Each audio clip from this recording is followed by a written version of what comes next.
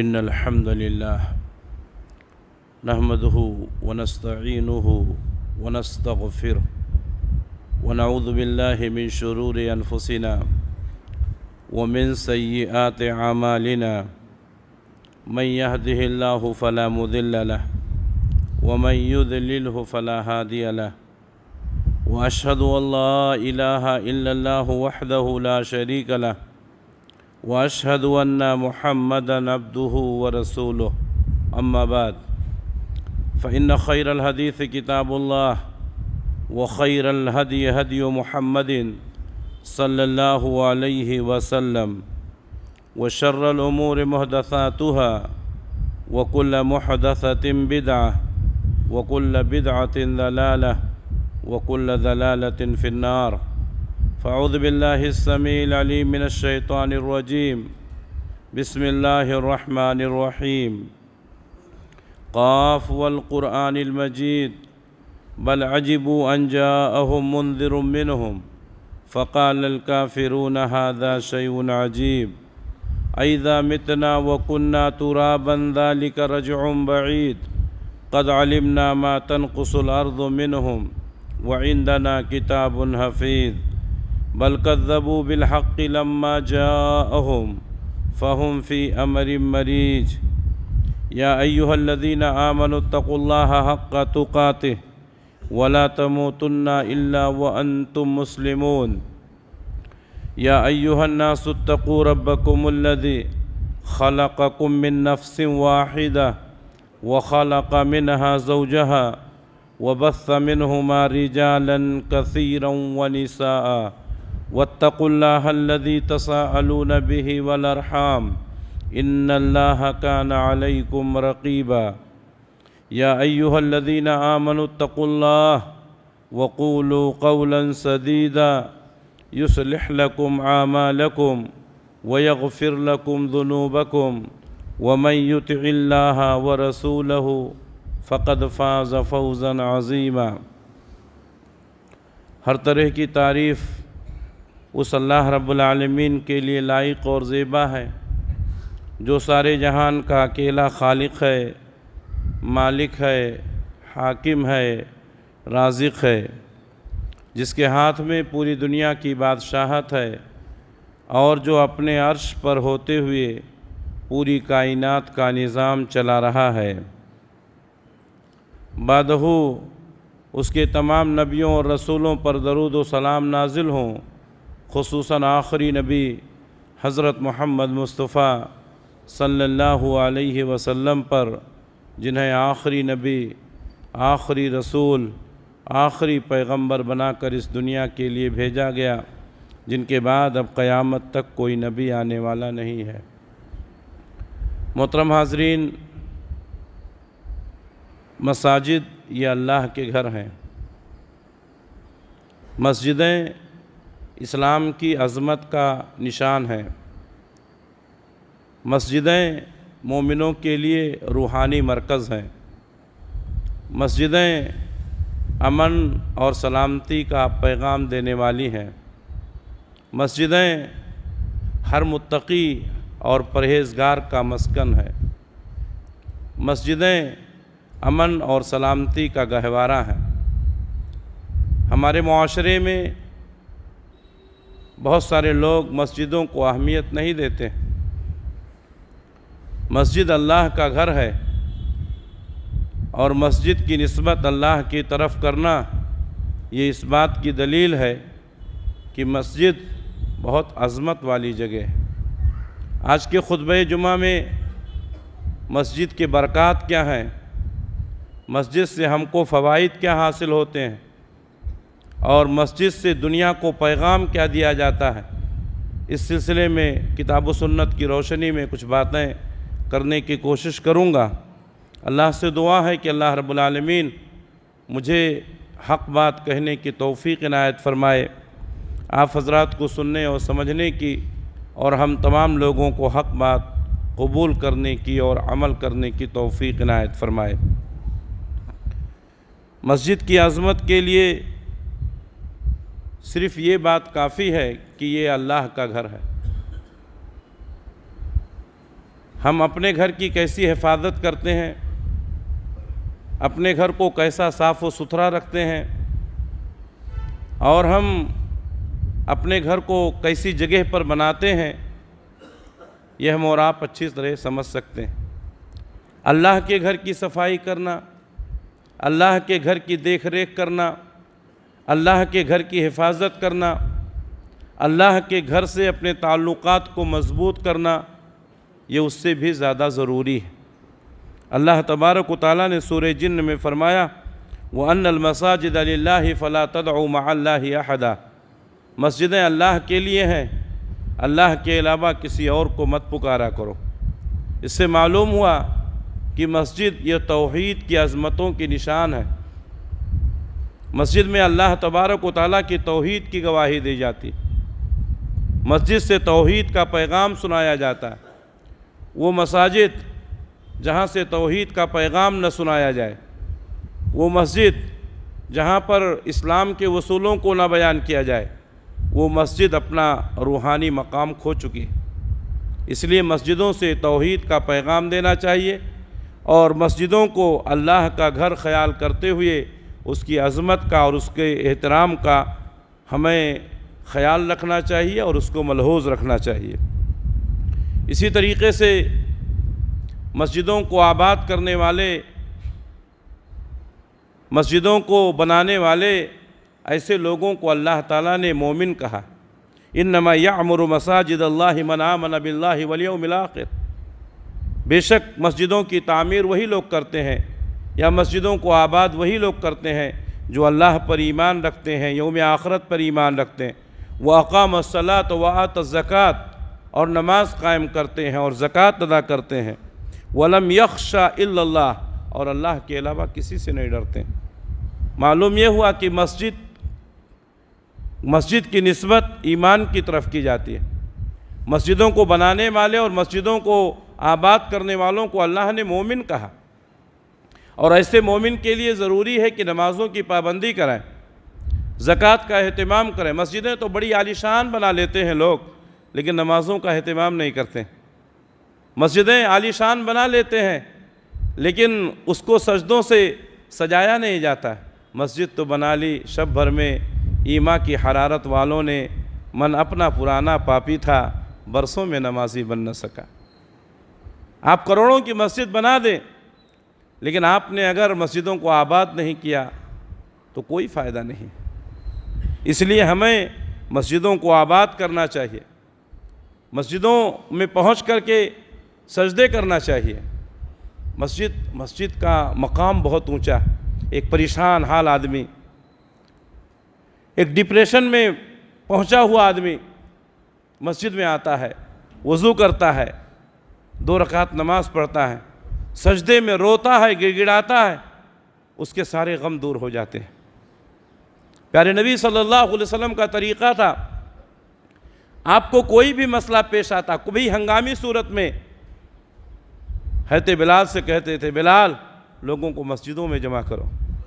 آپ صلی اللہ علیہ وسلم مسجد میں آتے، سورج کو گرہن لگ گیا آپ مسجد میں آئے، چاند کو گرہن لگ گیا آپ مسجد میں آئے۔ اللہ کے نبی صلی اللہ علیہ وسلم ہر پریشانی کے موقع پر مسجد کا رخ کرتے تھے۔ آج بھی بہت سارے لوگ غموں میں ڈوبے ہوئے ہیں، پریشانیوں میں ڈوبے ہوئے ہیں۔ یہ پریشانیاں آپ کی اس وقت تک ختم نہیں ہوں گی جب تک کہ آپ مسجدوں کو آباد نہیں کریں گے۔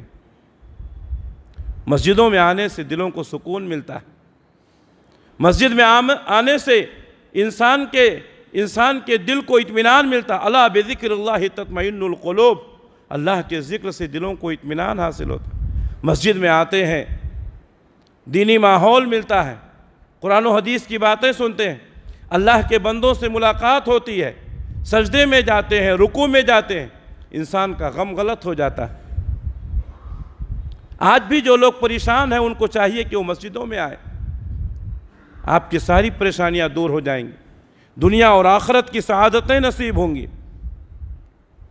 اللہ کے نبی صلی اللہ علیہ وسلم نے مسجد بنانے والوں کو یہ پیغام دیا ہے کہ جو شخص اللہ کے لیے مسجد بناتا ہے اللہ تعالیٰ اس کے لیے جنت میں گھر بناتا ہے۔ کتنے لوگ ایسے ہیں جنہوں نے اپنے لیے بڑی بڑی بلڈنگیں بنا لی ہیں، کئی گھر بنا لیے ہیں، لیکن آپ نے اللہ کے لیے کوئی گھر بنایا؟ آپ نے کوئی ایک مسجد بنائی؟ میں اکثر یہ کہا کرتا ہوں کہ اگر اللہ تبارک و تعالیٰ نے ہمیں صاحب حیثیت بنایا، اگر اللہ نے ہمیں مال دیا ہے، تو ہمیں کوشش کرنی چاہیے کہ ہم اپنی طرف سے ایک مسجد ضرور بنائیں۔ ہمارے اسلاف اس میں بہت آگے تھے۔ پیارے نبی صلی اللہ علیہ وسلم فرماتے ہیں، من بنا مسجدا یبتغی بہ وجہ اللہ، جو شخص کوئی مسجد بناتا ہے اللہ کی رضا کے لیے، بن اللہ لہ مثلہ فی الجنہ، اللہ تبارک و تعالیٰ اسی کے مثل جنت میں اس کے لیے گھر بناتا۔ صحیح بخاری کی حدیث۔ ہر آدمی کو کوشش کرنی چاہیے کہ اللہ تبارک و تعالیٰ اگر اس کو حیثیت دیا ہے تو وہ ایک مسجد ضرور بنائے، چھوٹی ہو یا بڑی۔ بہت سارے لوگ ہیں جن کو ایک مسجد بنانے کی طاقت نہیں ہے، ان کے پاس اتنا مال نہیں ہے۔ اللہ کے نبی صلی اللہ علیہ وسلم نے دوسری حدیث فرمایا، سنن ابن ماجہ کی ہے، جابر بن عبداللہ رضی اللہ تعالیٰ عنہ روایت کرتے ہیں، پیارے نبی نے فرمایا، من بنا مسجدا للہ کمفحص فطاۃ، اگر کوئی شخص ایک مسجد بناتا ہے، کتنا بڑا؟ کمفحص فطاۃ، ایک پرندے کے گھونسلے کے برابر۔ پرندہ کتنا چھوٹا ہوتا ہے، پرندے کا گھونسلہ کتنا چھوٹا ہوتا ہے۔ پیارے نبی نے فرمایا پرندے کے گھونسلے کے برابر بھی کوئی مسجد بناتا ہے، آپ نے فرمایا او اصغر، یا اس سے بھی چھوٹا بناتا ہے، بن اللہ لہ بیتا فی الجنہ، اللہ اس کے لیے بھی جنت میں گھر بناتا ہے۔ پرندے کے گھونسلے کے برابر کوئی مسجد بنتی ہے، اور بنائیں گے تو فائدہ کیا ہے؟ معلوم یہ ہوا کہ مسجد کے تعمیر میں آپ نے اتنا حصہ لیا جتنا ایک پرندے کے گھونسلے کے برابر ہوتا ہے، تو اللہ تعالیٰ اس کے لیے بھی جنت میں گھر بناتا ہے۔ ہمیشہ آپ کے شہر میں مسجدیں بنتی رہتی ہیں، مسجدوں کا تعمیری کام چلتا رہتا ہے۔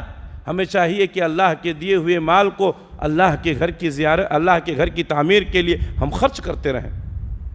جو بھی ہم کو توفیق ہوتا، پہلی کوشش تو یہ ہونی چاہیے کہ ہم اکیلے بنائیں۔ اگر اکیلے نہیں بنا سکتے ہیں تو جتنا بھی ہم سے ہو سکتا ہے، ایک مصلی کی جگہ، 2 مصلی کی جگہ، یا جو بھی ہمیں اللہ تعالیٰ توفیق دیتا ہے وہ ضرور بنائیں۔ اسی طریقے سے مسجد کی اہمیت کا پتہ اس سے بھی چلتا ہے کہ اللہ کے نبی صلی اللہ علیہ وسلم ہجرت کر کے جب مکہ سے مدینہ جا رہے تھے، آپ نے مدینے سے 3 میل کے فاصلے پر قباء میں قیام کیا چند راتوں کے لیے۔ حضرت عائشہ صدیقہ رضی اللہ تعالیٰ عنہ کہتی ہیں کہ اللہ کے نبی صلی اللہ علیہ وسلم نے ان چند دنوں کے قیام کے دوران مسجد قباء کی بنیاد رکھی، اور یہ اللہ کے نبی صلی اللہ علیہ وسلم کے ہاتھ کی بنائی ہوئی پہلی مسجد ہے۔ جو بھی حجاج کرام جاتے ہیں حج کے لیے، عمرہ کے لیے، وہ مسجد قباء کی زیارت کے لیے بھی جاتے ہیں۔ مسجد قباء کی زیارت کے لیے جانا ثواب کا کام۔ پیارے نبی صلی اللہ علیہ وسلم فرماتے ہیں کہ جو شخص مدینے کی قیام کے دوران مسجد قباء کی زیارت کے لیے آتا ہے، صبح کے وقت میں یا شام کے وقت میں، اور وہاں 2 رکعت نماز پڑھتا ہے، تو اس کو ایک عمرے کے برابر ثواب ملتا ہے۔ بہت سارے نادان، کم علم لوگ مسجد حرام میں جب قیام کرتے ہیں، مکہ مکرمہ میں جب قیام کرتے ہیں، تو ایک غلط روایت لوگوں نے گمراہ کیا۔ مکہ مکرمہ میں قیام کے دوران وہ مسجد عائشہ جاتے ہیں، وہاں احرام باندھتے ہیں، آ کر کے عمرہ کرتے ہیں۔ یہ مرد حضرات کے لیے نہیں ہے۔ اللہ کے نبی صلی اللہ علیہ وسلم نے ان عورتوں کو حکم دیا ہے جو عمرہ نہ کر سکیں، حیض میں مبتلا ہو جائیں، حیض سے پاک ہونے کے بعد مسجد عائشہ جائیں، وہاں احرام باندھیں اور جا کر کے عمرہ کریں۔ حضرت عائشہ صدیقہ رضی اللہ تعالیٰ عنہ کے ساتھ یہ معاملہ ہوا۔ اللہ کے نبی صلی اللہ علیہ وسلم نے ان کے بھائی، حضرت عائشہ کے بھائی عبد الرحمن ابن ابو بکر کو کہا کہ عائشہ کو لے جاؤ اور وہاں سے لا کر کے عمرہ کراؤ۔ حضرت عائشہ رضی اللہ تعالیٰ عنہ کے ساتھ میں ان کے بھائی عبد الرحمن تھے، لیکن انہوں نے عمرہ نہیں کیا۔ معلوم یہ ہوا کہ یہ صحیح نہیں ہے، اور جو صحیح حدیث ہے کہ مسجد قباء میں جانا، اس کی زیارت کے لیے وہاں 2 رکعت نماز پڑھنا، ایک عمرے کا ثواب ملتا ہے، یہ صحیح حدیث ہے۔ اس پر بہت کم لوگوں کو عمل کرنے کی توفیق ہوتی ہے۔ میرے بھائیوں، ہمیں چاہیے کہ سنتوں کی پیروی کریں، بدعات و خرافات سے اپنے آپ کو بچائیں۔ ما حدث من قوم بدعۃ الا رفع مثلها من السنہ، جب لوگ بدعتوں میں پڑ جاتے ہیں تو سنت ان سے غائب ہو جاتی ہے۔ اس لیے ہمیں چاہیے کہ سنتوں کو مضبوطی کے ساتھ پکڑیں۔ پیارے نبی صلی اللہ علیہ وسلم نے مسجد نبوی کی بنیاد رکھی، اور مسجد نبوی کی تعمیر میں آپ نے صحابہ کے ساتھ مل کر کے مزدوروں کی طرح کام کیا۔ آپ صلی اللہ علیہ وسلم صحابہ کے ساتھ مل کر کے کام کرتے تھے جیسا ایک مزدور کام کرتا ہے۔ آج میرے بھائیوں، آج ہمارے پاس روپے ہیں، پیسے ہیں، ہم خود نہیں کر سکتے ہیں تو اپنی طرف سے مزدور رکھیں، اپنی طرف سے کام کرنے والوں کو رکھیں، اور اس امید کے ساتھ رکھیں کہ ہم ایک مزدور کی دن کی مزدوری دے دیں گے تو وہ ثواب ہم کو ملے گا۔ تو اس طریقے سے آپ مزدوروں کو رکھ کر کے مسجد کا کام کرا سکتے ہیں۔ پہلے زمانے میں مسجدوں کو کنٹریکٹ پہ نہیں دیا جاتا تھا، لوگ مل کر کے تعمیر کرتے تھے، گاؤں کے لوگ، محلے کے لوگ، سب لوگ مل کر کے اپنی محنت کرتے تھے، اس سے محبت ہوتی تھی۔ کیا ہے، کنٹریکٹ پہ دے دیتے ہیں، مسجدیں تیار ہو گئیں، وہ محبتیں نہیں ہوتی، وہ کھنچاؤ نہیں ہوتا، وہ کشش نہیں رہ جاتی ہے۔ جب انسان اپنا خون پسینہ لگاتا ہے اور محنت کرتا ہے تو فطری طور پر اس سے محبت ہوتی ہے۔ ایک گھر ہے جو آپ کے باپ نے بنایا ہے، اور ایک گھر ہے جو آپ نے بنایا، اپنا بنایا ہوا گھر، اپنی گاڑی کمائی، اپنی محنت، اس میں انسان کو کتنی محبت ہوتی ہے، کتنی کشش ہوتی ہے۔ لیکن باپ کا بنایا ہوا گھر، باپ کا ہے بنایا ہوا۔ میرے بھائیوں، تو مسجدوں میں کام کرنا، مسجدوں میں محنت کرنا، پیارے نبی صلی اللہ علیہ وسلم اپنے ہاتھ سے مسجد نبوی کی تعمیر کرتے تھے، ایک مزدور کی طرح کام کرتے تھے۔ آپ صلی اللہ علیہ وسلم مسجد کی صفائی کا بھی خیال رکھتے۔ آپ نے ایک بار دیکھا کہ مسجد کی دیوار پر کہیں رینٹ لگا ہوا ہے، ناک سے نکلنے والا بلغم یا منہ سے نکلنے والا بلغم دیوار پر لگا ہے۔ پیارے نبی صلی اللہ علیہ وسلم نے اپنی انگلی سے اس کو کھرچ دیا۔ آپ نے یہ بھی فرمایا کہ مجھے بندوں کے اعمال دکھائے گئے، میں نے دیکھا کہ ان کے اعمال میں وہ چیز بھی تھی جو انہوں نے مسجد میں رینٹ یا بلغم ڈال دیا تھا اور اس کو اٹھایا نہیں تھا، اور اس کی نیکیوں میں وہ چیز بھی ملی کہ چلتے ہوئے راستے سے اس نے کوئی تکلیف دہ چیز کو ہٹا دیا تھا۔ کوئی بھی نیکی معمولی نہیں ہے اور کوئی بھی گناہ بھی معمولی نہیں ہے، اس لیے مسجدوں کی صفائی کا خاص خیال رکھیں، مسجدوں میں گندگی نہ کریں۔ پیارے نبی صلی اللہ علیہ وسلم کے زمانے میں ایک خاتون تھی، سیاہ فام خاتون، جو مسجد کی صفائی کیا کرتی تھی۔ کچھ دنوں کے بعد اللہ کے نبی صلی اللہ علیہ وسلم نے محسوس کیا وہ خاتون دکھائی نہیں دے رہی ہیں۔ صحابہ سے پوچھا تو کہا ان کا تو انتقال ہو گیا، رات میں انتقال ہو گیا، معمولی عورت تھی، صحابہ نے بتانا مناسب نہیں سمجھا، لے جا کر کے ان کو دفن کر دیا۔ پیارے نبی صلی اللہ علیہ وسلم نے فرمایا مجھے بتاؤ اس کی قبر کہاں ہے؟ آپ صلی اللہ علیہ وسلم اس کی قبر پر پہنچے، آپ صلی اللہ علیہ وسلم نے ان کے لیے دعا کی، نماز جنازہ پڑھی۔ مسجدوں میں خدمت کرنے والے، مسجدوں کی صفائی کرنے والے بہت اونچا مقام رکھتے ہیں۔ جو بھی مسجد کی خدمت کرتا ہے وہ اپنے آپ کو کمتر نہ سمجھے، اس کا مقام بہت اچھا ہے۔ اللہ تبارک و تعالیٰ نے اپنے گھر کی حفاظت کے لیے آپ کو چن لیا۔ مسجد کی صفائی کرنے والا وہ معمولی آدمی نہیں ہے۔ ہمارے سماج اور معاشرے میں مسجدوں کے خادم کو بہت معمولی سمجھا جاتا ہے۔ مسجد کی برکتوں میں سے یہ بھی ہے کہ جہاں بھی مسجد رہے گی وہاں ایک عالم رہے گا، وہاں ایک مؤذن رہے گا، وہاں ایک خادم رہے گا۔ سماج اور معاشرے کو ایک عالم، ایک مؤذن، ایک خادم مل رہا ہے، اور اس کا فائدہ یہ ہوگا کہ مسجد کی خدمت کرنے والے یہ لوگ آپ کے مسائل کو حل کریں گے۔ کوئی مسئلہ ہو جاتا ہے، آپ مسجد میں آتے ہیں، امام صاحب کے پاس بیٹھتے ہیں، اپنا مسئلہ بیان کرتے ہیں، چٹکیوں میں آپ کا مسئلہ حل ہو جاتا ہے۔ یہ مسجدیں نہیں رہیں گی، آپ کے مسئلے کو حل کرنے والا کوئی نہیں ملے گا۔ نکاح کا معاملہ ہوتا ہے، آپ مسجد میں آتے ہیں، خطیب صاحب ہیں، امام صاحب ہیں، آپ کا نکاح آسانی کے ساتھ ہو جاتا ہے۔ میت ہو جاتی ہے، جنازہ لایا جاتا ہے، مسجد میں آپ کی نماز جنازہ ہو جاتی۔ کتنی برکتیں ہیں اس کی، کتنی سہولتیں ہیں۔ اسی لیے اللہ کے نبی صلی اللہ علیہ وسلم نے فرمایا ہر محلے میں مسجد بنائی جائے، اس کو آباد کیا جائے، اس کو خوشبودار بنایا جائے۔ پیارے نبی صلی اللہ علیہ وسلم نے اس کا حکم دیا۔ یہ مسجدوں کی برکتیں ہیں۔ میرے بھائیو، اتنے لوگ بیک وقت اکٹھا ہو جانا، نہ کوئی پوسٹر، نہ کوئی اعلان، یہ مسجدوں کی برکتیں ہیں۔ آپ اپنے یہاں کسی کو بلائیں، چھوٹا فنکشن کرنے کے لیے آدمی کو ہزاروں روپے، لاکھوں، کروڑوں روپے خرچ کرنے پڑتے ہیں، لیکن یہ مسجدوں کی برکت ہے۔ مسجد کی مناروں سے آواز پہنچتی ہے، حی علی الصلاح، آؤ نماز کے لیے، حی علی الفلاح، آؤ کامیابی کی طرف۔ لوگ کھنچے ہوئے چلے آتے ہیں۔ بہت سارے محلوں میں مسجدیں نہیں ہوتی ہیں، لوگ مصلی بنا کر کے گھروں میں نماز پڑھتے ہیں، میں ان سے اکثر کہتا ہوں کوشش کرو مسجد بناؤ۔ 10 سال تک مصلی رہتا ہے، وہاں چند مصلیاں رہتے ہیں، جیسے ہی مسجد بنتی ہے مصلیوں کی بھیڑ ہو جاتی ہے۔ یہ مسجد کی برکت ہے، یہ اللہ کے گھر کی برکت ہے۔ میرے بھائیوں، مسجدوں کی برکتوں میں یہ بھی ہے کہ آپ کے محلے کے بچوں کو، آپ کے بچوں کو دینی تعلیم ملتی ہے، صبح میں مکتب، شام میں مکتب، اور یہ اللہ کے نبی صلی اللہ علیہ وسلم کے اسی مشن سے جڑا ہوا ہے۔ جب آپ نے مسجد نبوی کی بنیاد رکھی تو آپ نے ایک چبوترا بنایا جس کا نام صفہ تھا، اور وہاں پر رہنے والوں کو اصحاب صفہ کہا جاتا ہے۔ حضرت ابو ہریرہ رضی اللہ تعالیٰ عنہ جیسے راوی حدیث اسی صفہ کے طالب علم ہیں۔ مسجد نبوی میں ایک جگہ خاص کی گئی تھی، غریب صحابہ آتے تھے، وہاں قیام کرتے تھے، نہ کھانے کا انتظام، نہ پینے کا انتظام، نہ رہنے سہنے کا انتظام، لیکن وہ وہاں رات دن رہتے تھے، نبی کریم صلی اللہ علیہ وسلم کی باتوں کو سنتے تھے، یاد کرتے تھے، لکھتے تھے، محفوظ کرتے تھے۔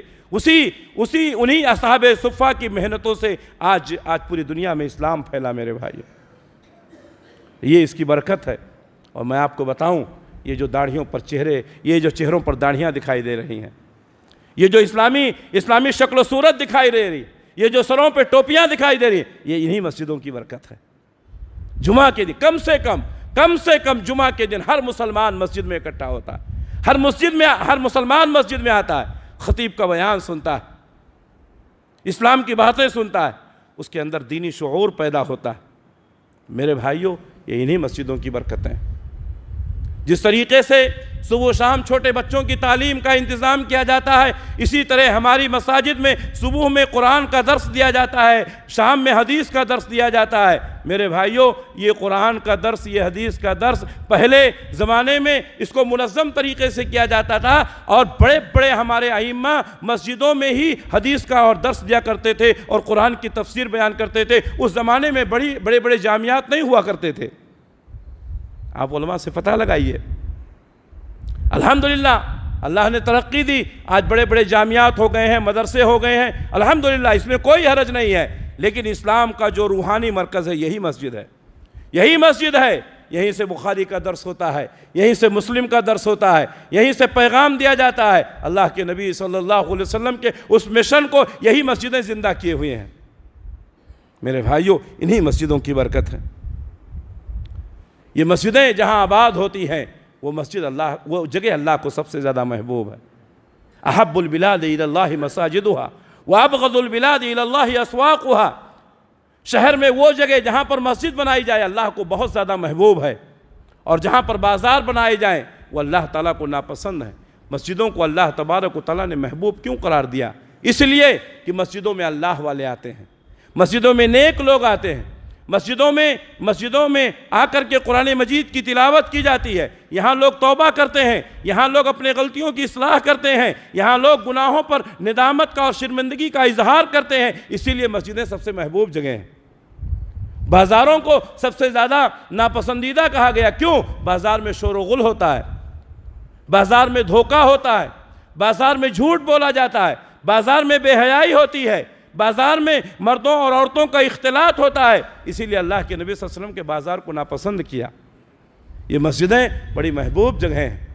جس محلے میں مسجد بن جاتی ہے اس محلے کے لوگوں کو امن اور سکون کا پیغام دیا جاتا ہے۔ نبی کریم صلی اللہ علیہ وسلم نے اس کو جنت کی کیاری کہا ہے۔ پیارے نبی صلی اللہ علیہ وسلم نے فرمایا، اذا مررتم بریاض الجنت فرتعوا، جب جنت کے باغیچوں سے تمہارا گزر ہو تو تم وہاں سے پھول چن لیا کرو، وہاں تم چن لیا کرو۔ صحابہ کرام نے فرمایا، ما ریاض الجنہ یا رسول اللہ، اے اللہ کے رسول یہ جنت کے باغیچے کیا ہیں؟ تو آپ نے فرمایا، المساجد، یہ مسجدیں جنت کے باغیچے ہیں۔ جب بھی یہاں پہنچو اللہ کا نام لو، اللہ کا ذکر کرو۔ صحابہ کرام نے کہا، اللہ کے رسول یہ چرنا کیا ہے، یہ چننا کیا ہے؟ آپ نے فرمایا، سبحان اللہ، الحمدللہ، لا الہ الا اللہ، اللہ اکبر۔ یہ مسجدیں ذکر الہی کے لیے بنائی گئی، یہ مسجدیں اجتماعی عبادت کے لیے بنائی گئی۔ یہ ایمان کا پاور ہاؤس ہیں، یہیں سے ہمارے گھروں میں ایمان کی روشنی پہنچتی ہے، یہیں سے قلوب کو جلا ملتا ہے، یہیں سے ذہنوں کو صاف کیا جاتا ہے، اور یہاں سے امن کا پیغام دیا جاتا ہے۔ میرے بھائیوں، جس امن اور شانتی کو لوگوں تک پہنچانے کے لیے حکومتیں لاکھوں کروڑوں روپے خرچ کرتی ہیں، وہ تمام پیغام مساجد کی ان ممبروں سے فری میں جاتا ہے۔ یہاں سے یہ بتایا جاتا ہے کہ ایک انسان دوسرے انسان کا احترام کرے، یہاں سے یہ بتایا جاتا ہے کہ ایک شخص دوسرے شخص کی عزت کرے، یہاں سے یہ بتایا جاتا ہے کہ کسی کے اوپر کوئی ظلم نہ کرے ورنہ قیامت کے دن اس کا انجام برا ہوگا۔ ان مسجدوں سے یہ پیغام دیا جاتا ہے کہ کوئی شخص کسی کو ناحق قتل کر دے گا تو اس نے ایک آدمی کو قتل نہیں کیا بلکہ پوری انسانیت کو قتل کر دیا۔ من قتل نفسا بغیر نفس او فساد فی الارض فکأنما قتل الناس جميعا۔ یہ پیغام انہی ممبروں سے دیا جاتا ہے۔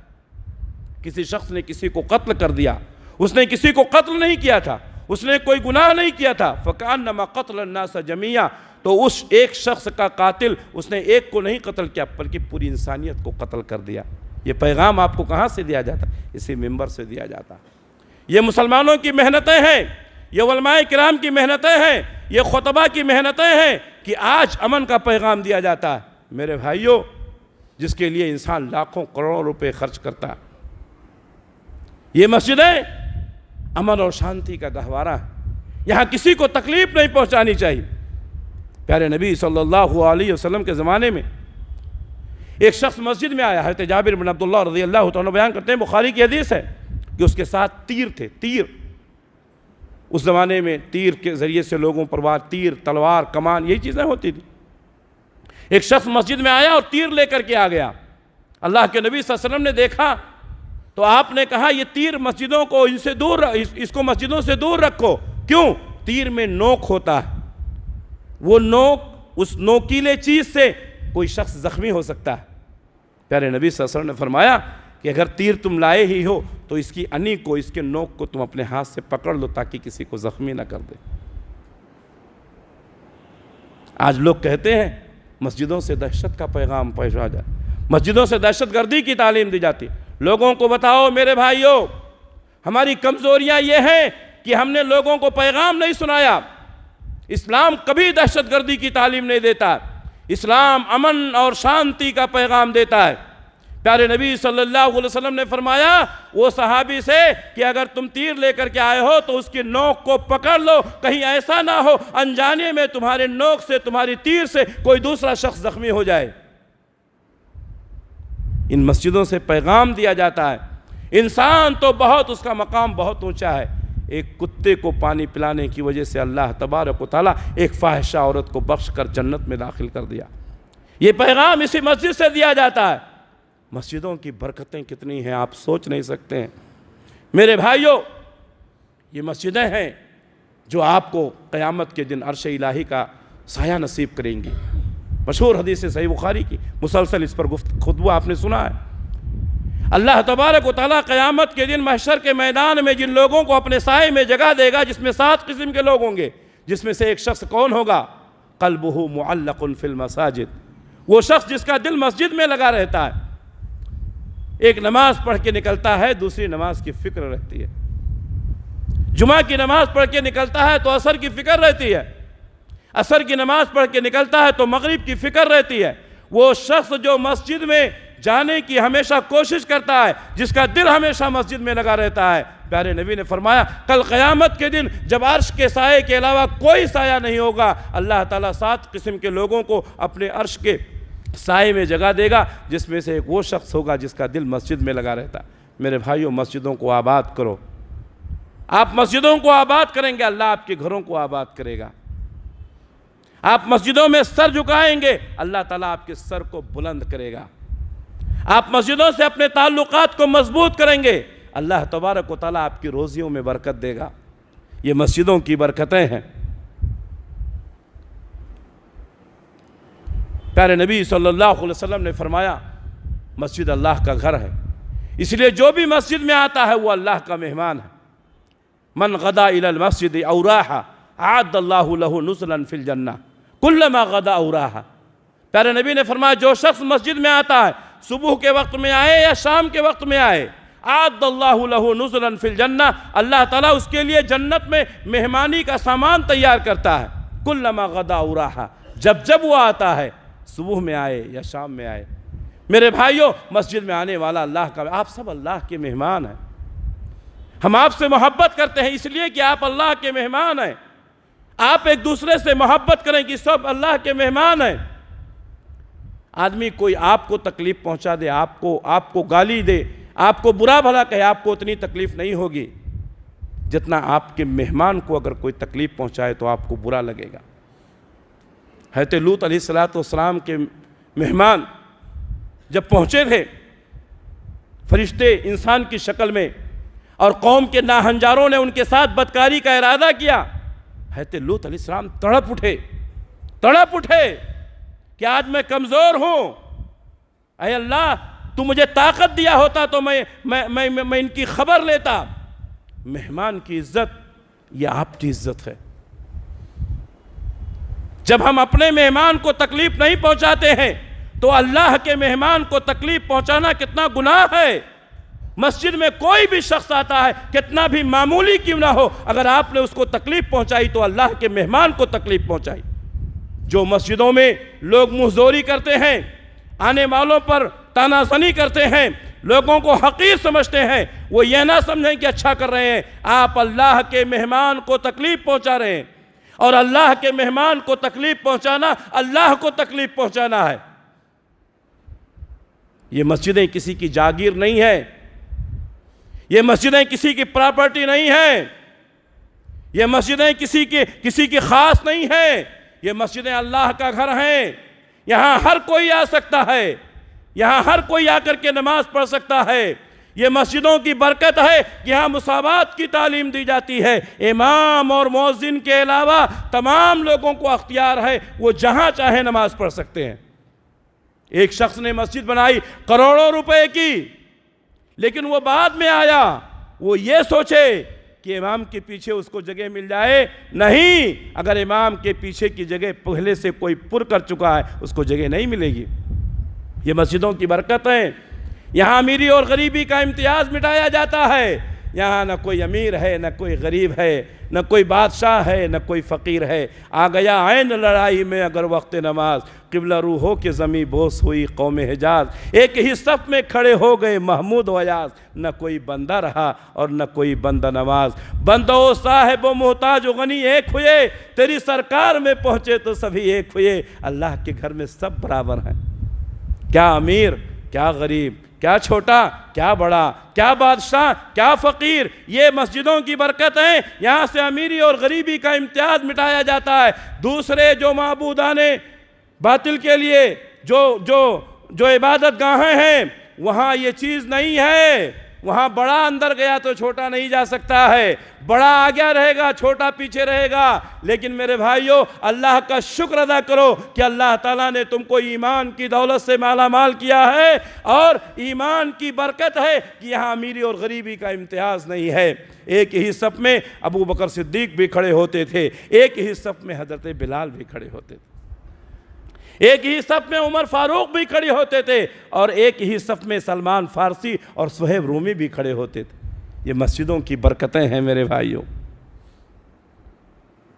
اللہ کے نبی صلی اللہ علیہ وسلم فرماتے ہیں کہ جو شخص اپنے گھر میں وضو کرتا ہے، مسجد کے لیے نکلتا ہے، اب اس کے ہر قدم پر ایک نیکی ملتی ہے، ہر قدم پر ایک گناہ ملتا ہے، ہر قدم پر ایک درجہ ملتا ہے۔ میرے بھائیوں، یہ مسجدوں کی برکتیں ہیں۔ ہر قدم پر نیکی، ہر قدم پر گناہ مٹنا، ہر قدم پر ثواب ملنا، درجہ بلند ہونا۔ اللہ کے نبی صلی اللہ علیہ وسلم کی اس حدیث کو سنا، بعض صحابہ نے انہوں نے سوچا کہ ہم دور سے آئیں مسجد میں چل کر کے تاکہ ثواب زیادہ ملے۔ ایک صحابی ہیں جو مدینہ میں سب سے زیادہ دور رہتے تھے، اور سب سے زیادہ دور سے مسجد نبوی میں آتے تھے، لیکن پانچوں وقت آتے تھے۔ بعض صحابہ نے کہا سردی، گرمی، بارش، مختلف قسم کے موسم رہتے ہیں، کیوں نہیں آپ کوئی سواری لے لیتے؟ تو کہا میں سواری لے لوں گا تو یہ چلنے کی مشقت سے تو بچ جاؤں گا، لیکن جو قدموں کا ثواب ہے اس سے محروم ہو جاؤں گا۔ میرے بھائیوں، اسی لیے میں اکثر یہ کہا کرتا ہوں کہ اگر مسجد سے قریب آپ ہیں، 5 منٹ میں چل کر پہنچ سکتے ہیں تو آپ پیدل آئیں، یہ زیادہ بہتر ہے۔ آپ کی صحت بھی اچھی رہے گی، پٹرول کے پیسے بھی بچیں گے، اور ڈاکٹروں کے پاس بھی کم جانا پڑے گا، ثواب بھی بہت زیادہ ملے گا۔ لیکن آج ہماری عادت یہ ہو گئی ہے 2 منٹ کا ڈسٹینس ہے، 2 منٹ میں آپ پہنچ سکتے ہیں، لیکن پھر بھی آدمی بغیر سواری کے نہیں آتا، بغیر گاڑی کے نہیں آتا۔ یقیناً سواری کا استعمال جائز ہے، حلال ہے، اس میں کوئی شک نہیں، لیکن پیدل چلنے کا ثواب زیادہ ہے، پیدل چلنے کا ثواب زیادہ ہے۔ مسجد نبوی کے قریب میں کچھ جگہیں خالی ہوئی تو مدینے کے کچھ لوگوں نے ارادہ کیا کہ مسجد نبوی کے قریب آ کے آباد ہو جائیں۔ پیارے نبی صلی اللہ علیہ وسلم کو معلوم ہوا تو آپ ان کے پاس گئے، کہا نہیں، آپ لوگ وہیں رہیں جہاں ہیں، آپ لوگ وہیں رہیں۔ کیوں؟ اس لیے کہ جب تم اپنے گھروں سے چل کر مسجد کے لیے آتے ہو تو تمہارے ہر قدم پر ثواب ملتا ہے۔ وہ لوگ جنہوں نے مسجد نبوی کے قریب گھر بنانے کا ارادہ کیا تھا، اپنا ارادہ ملتوی کر دیا اور اپنے گھروں میں ہی رہے۔ آج بہت سارے لوگ نماز میں نہیں آتے ہیں، کیوں؟ گھر بہت دور ہے۔ ارے گھر دور ہے تو ثواب بھی زیادہ ملے گا، اس لیے چل کر کے آئیں۔ مسجدوں کی برکتوں میں سے ایک برکت یہ ہے کہ آپ کی نیکیوں میں ثواب زیادہ ہو جاتا ہے۔ آپ اکیلے نماز پڑھیں گے، اپنے گھر میں پڑھیں گے، اپنی دکان میں، اپنی آفس میں پڑھیں گے، ثواب کم ملے گا۔ لیکن اگر آپ جماعت کے ساتھ نماز پڑھتے ہیں، مسجد میں آ کر پڑھتے ہیں تو آپ کا ثواب زیادہ ہو۔ ایک تو وہ چلنے کا ثواب، ہر قدم پر ایک نیکی ملی، ایک گناہ معاف ہوا، ایک درجہ بلند ہوا۔ مسجد میں پہنچتے ہی آپ نے جماعت کے ساتھ نماز پڑھی، کتنا ثواب؟ صلاۃ الجماعت افضل من صلاۃ الفرد ب27 درجہ۔ پیارے نبی نے فرمایا جماعت کے ساتھ نماز پڑھنے سے 27 گنا ثواب زیادہ ملتا ہے۔ یہ مسجد کی برکت۔ مسجدوں میں لوگ ایک دوسرے سے ملتے ہیں، ایک دوسرے کے حالات معلوم ہوتے ہیں، یہ بھی مسجد کی برکت ہے۔ پیارے نبی صلی اللہ علیہ وسلم اپنے صحابہ پر نگاہ دوڑاتے، 1 دن 2 دن کوئی صحابی نظر نہیں آیا تو آپ پوچھتے تھے فلاں کا معاملہ کیا ہے، دکھائی نہیں دیتا ہے۔ مسجد کے امام کو چاہیے کہ اپنے مصلیوں پر نگاہ رکھے۔ کوئی مصلی ایسا ہے جو مسلسل نہیں آ رہا ہے تو اس کو فکر ہونی چاہیے کہ ہمارا مصلی کیوں نہیں آ رہا۔ مسجد میں آنے والے ایک دوسرے سے ملیں جلیں، یوں آئے نماز پڑھے یوں نکل گئے نہیں میرے بھائیوں، ملو ایک دوسرے سے، ملاقات کرو۔ یقیناً اس مسجد میں ہزاروں کی تعداد میں ہے، کوئی امیر ہوگا، کوئی غریب ہوگا، کوئی بیمار ہوگا، کوئی صحت مند ہوگا، ہم سب ایک ہیں، ہم سب ایک ہیں، ہماری جماعت ایک ہے، ہماری آواز ایک ہے۔ ایک دوسرے کو پتہ لگائیں، کوئی مجبور ہو تو اس کی مدد کریں، کوئی بیمار ہو تو اس کی دوا علاج کا انتظام کریں۔ یہ مسجدوں کی برکتیں ہیں۔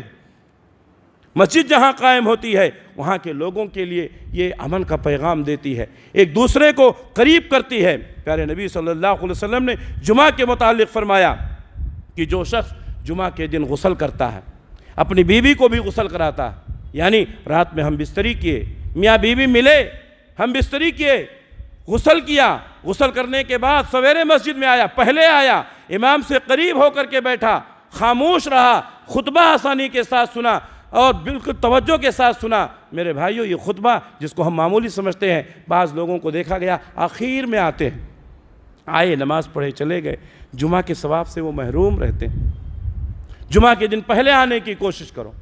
نبی نے فرمایا جس نے غسل کیا، اپنی بیوی کو غسل کرایا، سویرے گھر سے نکلا، امام کے قریب ہو کر کے بیٹھا، خاموش رہا، توجہ کے ساتھ خطبہ سنا، پیارے نبی نے فرمایا اس کے ہر ایک قدم پر 1 سال روزہ رکھنے کا ثواب ہے۔ غور سے سنو، ہر ایک قدم پر 1 سال روزہ رکھنے کا ثواب ہے، اور ہر قدم پر 1 سال قیام اللیل کرنے کا ثواب ہے۔ کتنا ثواب ہے! کتنے بد نصیب ہیں لوگ جو محروم رہتے ہیں۔ اللہ سے دعا ہے کہ اللہ رب العالمین ہم تمام لوگوں کو مسجدوں کی عظمت کو سمجھنے کی توفیق عنایت فرمائے۔ اللہ ہم سب کو اس کے برکات سے محظوظ فرمائے۔ اللہ ہم سب کو نیکیوں کی توفیق عنایت فرمائے۔ اللہ ہم سب کو سچا پکا مسلمان بنائے، جب تک دنیا میں رکھے اسلام پر قائم رکھے، خاتمہ ہو تو ایمان بالخیر پر ہو۔ ربنا تقبل منا انک انت السمیع العلیم وتب علینا انک انت التواب الرحیم برحمتک یا ارحم الراحمین آمین۔